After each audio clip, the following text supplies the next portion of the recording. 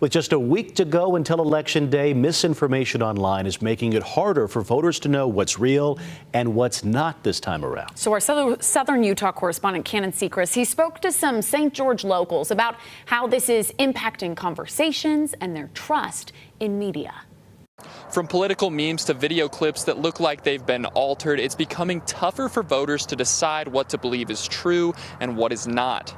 St. George residents like Bridget Sorensen say they're noticing the effects of edited content online.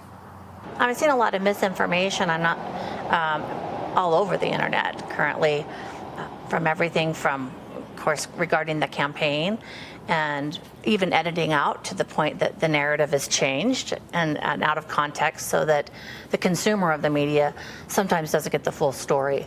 According to Bridget, this confusion over what's real impacts our ability to discuss issues with confidence and to have informed conversations. But when we don't know what's real and what's not, we can't even have good conversations with one another when we can't even agree on this is a real thing. One neighbor points out that some of these deepfakes or altered videos can fool people, especially if they're made to look like popular figures. Yeah, I see them everywhere.